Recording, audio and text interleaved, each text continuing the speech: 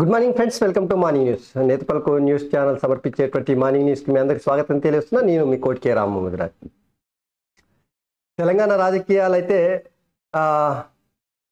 Political scenario మొత్తం కూడా action thriller సినిమాలను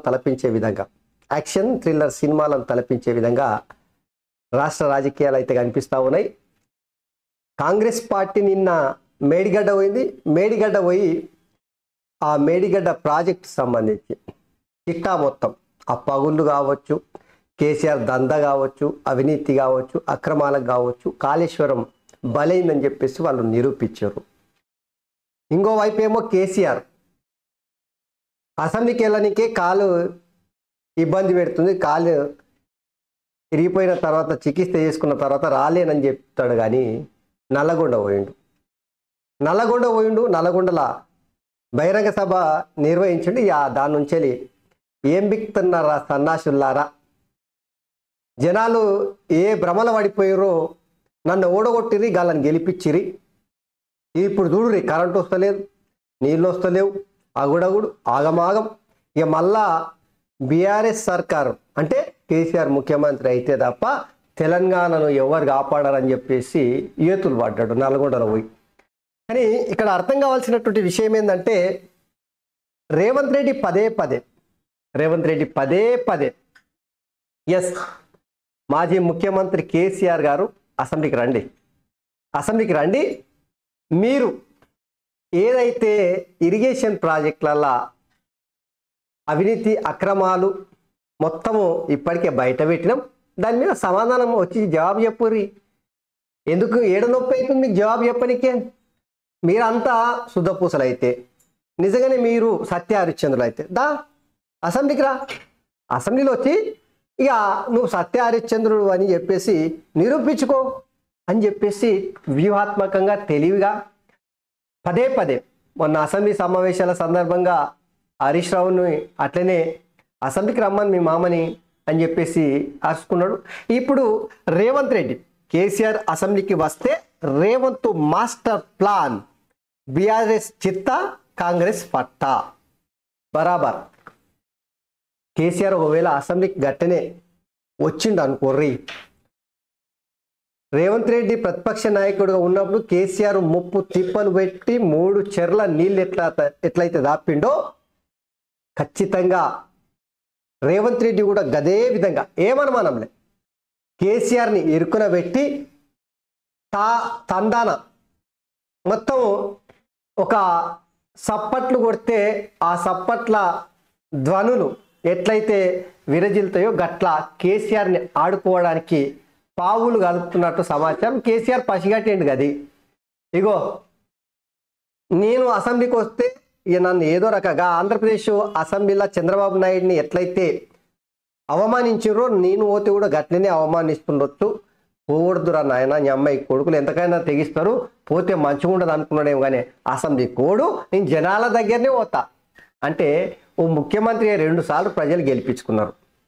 2 సార్లు గెలిపించుకున్నటువంటి ఓ మాజీ ముఖ్యమంత్రి ఎట్లా ఉండాలి? ప్రజల సమస్యల మీద ప్రజల కొరకు బరాబర్ కొట్లాడాలి కదా. మరి ప్రజల్లోకి వెళ్తాడంట, కానీ అసెంబ్లీ వేదిక నుంచి సమాధానాలు ఇవ్వడానికి అయితే సిద్ధంగా లేడంట. గా చర్చ, గా రచ్చ, గా సినారియో తెలంగాణ రాష్ట్ర రాజకీయాలలో కనిపిస్తుంది. చూద్దాం దీనికి సంబంధించి నిన్న ఏమేమి జరిగింది అనేది మొత్తం కూడా వెలుగు పేపర్లో చూద్దాం. చక్కగా వెలుగు పేపర్లకు వెళ్దాం. ఇక చూడుర్రి, కేసీఆర్ పాపాల భైరవుడు అని ఎందుకన్నారంటే గిందుకు మేడిగడ్డ సత్యనాశు ఘోరంగా దెబ్బతిన్న బ్యారేజీ, నిలువున చీలిన 2 పిల్లర్లు, ఫౌండేషన్ నుంచి పై వరకు పగుళ్ళు, బయటకు వచ్చిన పిల్లర్ రాడ్లు, 7 బ్లాక్లో 16 నుంచి 22 పిల్లర్ వరకు డ్యామేజీలు, బ్యారేజ్ అంతటా కొట్టుకుపోయిన సీసీ బ్లాక్లు, భారీ నష్టాలను కప్పిపెట్టిన గత బీఆర్ఎస్ సర్కారు. మేడిగడ్డను సందర్శించిన సీఎం రేవంత్, మంత్రులు, ఎమ్మెల్యేలు, ఎమ్మెల్సీలు అక్కడి పరిస్థితులను చూసి విస్మయం వ్యక్తం చేసిన నేతలు. ఇక మేడిగడ్డ ప్రాజెక్టు వద్ద అధికారుల నుంచి వివరాలు తెలుసుకుంటున్న సీఎం రేవంత్, మంత్రులు ఉత్తమ్, పొన్నం, తుమ్మల శ్రీధర్ బాబు, ఎమ్మెల్యే వివేక్ వెంకట స్వామి. ఇక చూడురి, జర చూడురి గిత్తన్న, ఇగో ఓరియా అమ్మ, ఇగో ఈ పిల్లర్ చూడు నిట్ట నిలువుగా మొత్తం ఇట్లుంది కదా, ఇట్లా చిలుకపోయింది. ఈ విషయం గురించి కేసీఆర్ నిన్న నల్గొండ సభలో మాట్లాడుకుంటా అమ్మ 250 పిల్లలు ఉన్నటువంటి ఆ కాళేశ్వరం ప్రాజెక్టులలో ఏదో 2-3 గట్ల వెళ్ళిపోతే ఆ దాన్ని రచ్చరచ్చ చేసి రంబోలో వేసి నేను తప్పు చేసినట్టు, నేను అవినీతికి పాల్పడినట్టు ఈ నాయకులు ఆగమాగం గాలి చేస్తున్నారు. సన్నాసులారా కేఆర్ఎంబికి సంబంధించినటువంటి కృష్ణా నీళ్లు మొత్తం ఆంధ్రలో ఎత్తుకోతుంటే చూస్తూ ఊరుకుంటారా? కరెంటు ఇయ్యనికే శాత కాదు, ఫ్లోరైడ్ తో ఈ ఇబ్బంది పడ్డ నల్లగొండను కాపాడనికే శాత కాదు, మీకు చక్కగా తాగనికే నీళ్ళు ఇయ్యనికి శాత కాదు, వ్యవసాయానికి నీళ్ళు ఇయ్యనికి శాత కాదు, మీకు ఏది శాత కాదని చెప్పేసి ఆ ఉద్యరం ముచ్చట్లు అయితే రే ఇది చెప్పొద్దు. దీనికి 1,00,000 కోట్లు పెట్టిర్రా నాయన, 1,00,000 కోట్లు పెట్టి మేడి పండులాగా కడతారు. ఇసుక దిబ్బల మీద ప్రాజెక్టు కట్టినట్టే కనిపిస్తుంది దీన్ని చూస్తేనంటే. కేసీఆర్ తాను చేసిన తప్పు మీరు చూడుర్రి, ఎలక్షన్ టైంలోనే ఇది బయటికి ఒక్కింది కదా.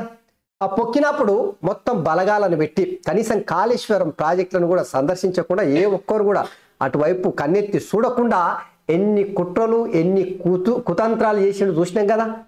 ఇప్పుడు మొత్తం తేట దాని గురించి మాట్లాడాడు, పల్లెత్తి మాట కూడా దాని గురించి మాట్లాడు. కాళేశ్వరం ప్రాజెక్టు ఎట్లా ఆగమైపోయింది అనేది మాట్లాడాడు.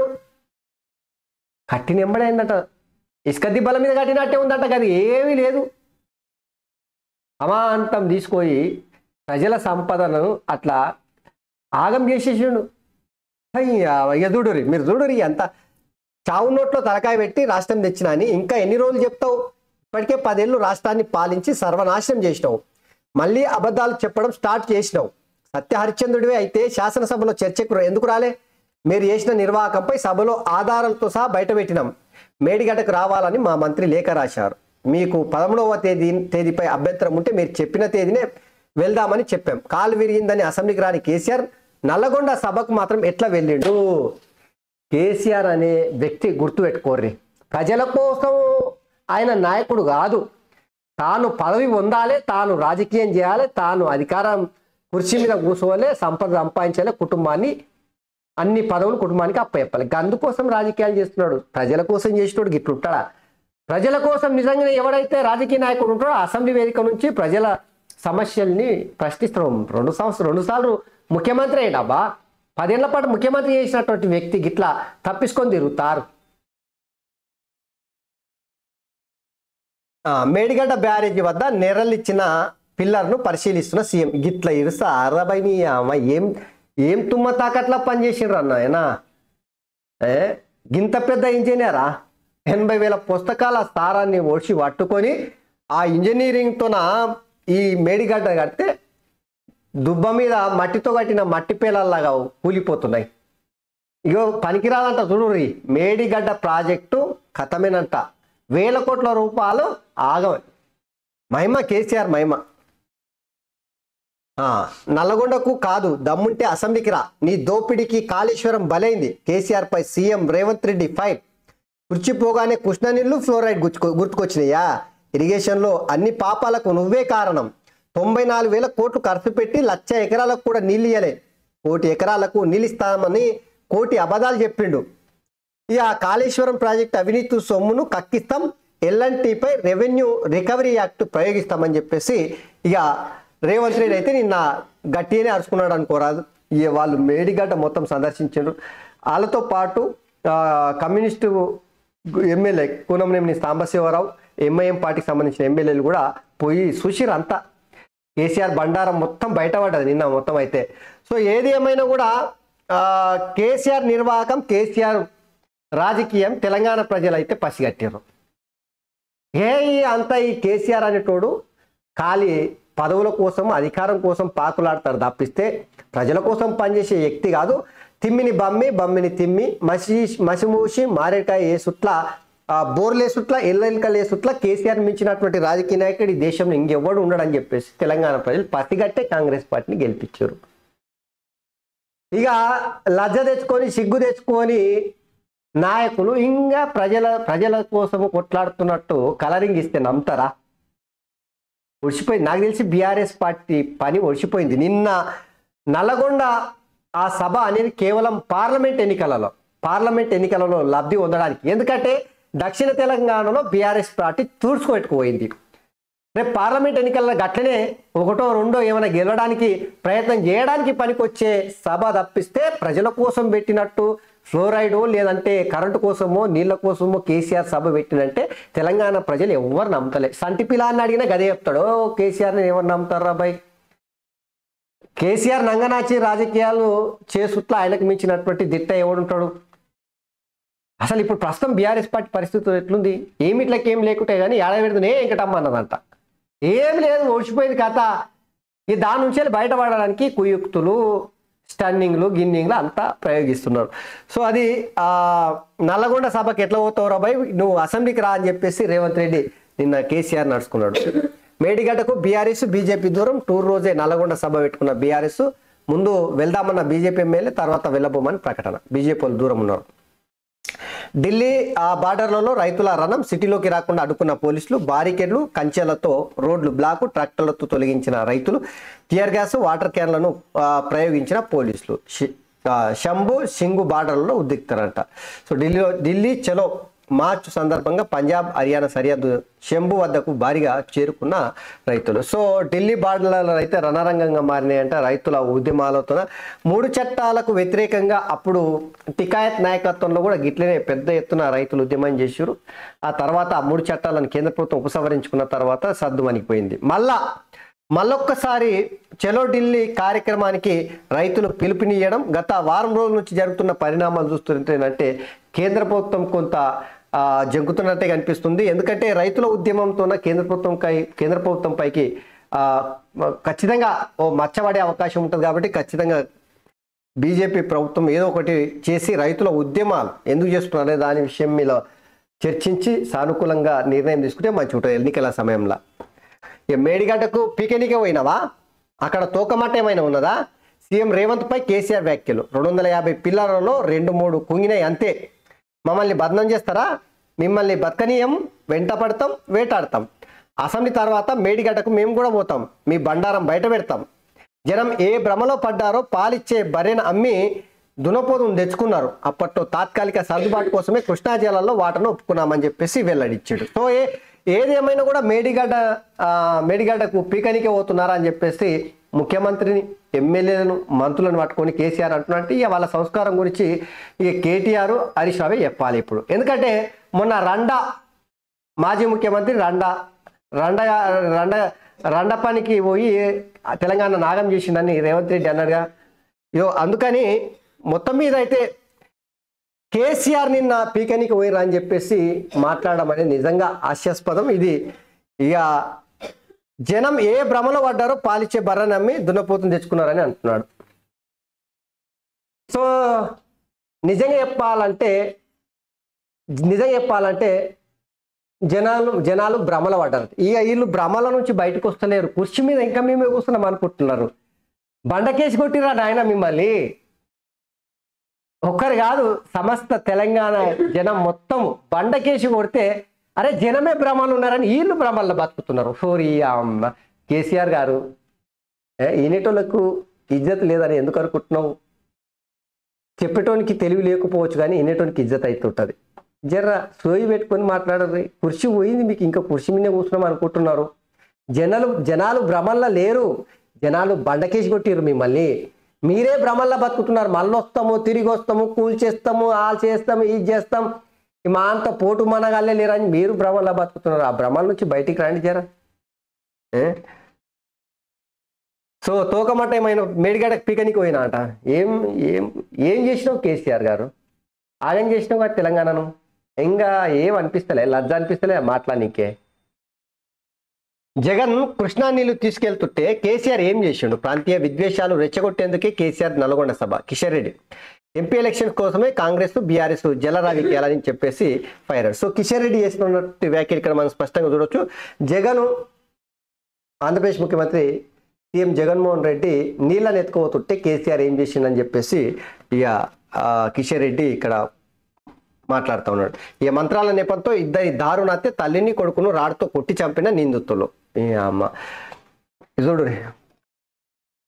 ఈ చేతబడి మంత్రాలు నేపాలు తంత్రాలకు ఇద్దరు బలైరు. ఇవి ఎట్లా నమ్ముతారబ్బా? ఇంత ఆధునిక కాలంలో శాస్త్ర సాంకేతిక రంగంలో విపరీతంగా దూసుకుపోతున్నా కూడా ఈ మంత్రాలు చేతబడులు తంత్రాలకు జనాలను బలి చేస్తున్నారు. చూడు మహబూబాద్ జిల్లాలో జరిగిందట ఈ ఘటన. 10 లక్షలు లంచం తీసుకుంటూ పట్టుబడిన తహసీల్దార్ అంట. చూడు షామీర్పేట తహసీల్దార్ 10 లక్షలు తీసుకుంటూ దొరికినట. జైలు మెయిన్లో మనోళ్ళ సత్తా దాటినట్ట. ఈ దేశమంతా సౌర వెలుగులంట. మధ్యంతర బడ్జెట్లో ప్రకటించిన రూప్ టాప్ సోలార్ పథకాన్ని ప్రభుత్వం మంగళవారం అధికారికంగా ప్రారంభించింది. ఈ పథకంతో 1 కోటి కుటుంబాలకు 300 యూనిట్ల ఉచిత కరెంటును అందిస్తామని చెప్పేసి ప్రధాని హామీ ఇచ్చిందట. సో 300 యూనిట్ల సోలార్ పలకలు ఏర్పాటు చేసి ఎవరింటికి ఆ ఇంటికి 300 యూనిట్ల వరకు ఉచితంగా విద్యుత్తును అందిస్తామని చెప్పేసి 1 కోటి మందికి, దేశంలో ఉన్నటువంటి 1 కోటి మందికి అందిస్తామని కేంద్ర ప్రభుత్వం పథకం తీసుకొచ్చింది మధ్యంతర పథకం బడ్జెట్లో. సో ఇవి వెలుగు పేపర్లు. ఒకసారి ఇక గుమస్తా ఇక చూద్దాం. అబ్బా, పాలిచ్చే బర్రెను అమ్మి మీరు దున్నపోతును తెచ్చుకున్నారు. దానివల్ల ఏమైంది? ఉద్యోగాలు చక్కగా వస్తున్నాయి, మీరు చేసిన అవినీతి బయటపడుతుంది, భూభాగోతాలు బయటకు వస్తున్నాయి. మీ రాజకీయాల కోసము తెలంగాణను ఎట్లా బర్వాతలు చేసిరో ఎంత బట్ట బయలవుతున్నాయి. కేసీఆర్ తెలుసుకోరు, ఇంకా మబ్బులాలో ఎందుకు బతుకుతున్నారు? సో పాలిచ్చే బర్రె అంట అయినా ఇప్పుడేమో దున్నపోతుని తెచ్చుకున్నారంట కాంగ్రెస్ ప్రభుత్వానికి ప్రజలు. ఆ ప్రజలకు తెలుసు దున్నపోతేది, పాలిచ్చే బర్రె ఏంది అనేది. ఇక నా కట్టే కాలేదాకా తెలంగాణ కోసమే, మన హక్కుల కోసం పులిలా కొట్లాడతా, నా కట్టే కాలే వరకు తెలంగాణ కోసమే అయిపోయింది. గట్లయితే మరి బీఆర్ఎస్ పార్టీ ఎందుకైంది? జాతీయ రాజకీయాలలో చక్రం తిప్పుతా అని చెప్పేసి ఎందుకు బరివార్తలైనవు? అసలు జాతీయ రాజకీయాల మీద ఎందుకు మర్చినవు? అసలు నీ పార్టీకి తెలంగాణలో అసలు ఈ పార్టీ మనుగడ కొనసాగిస్తుందా లేదా అనే చర్చ నడుస్తుంది.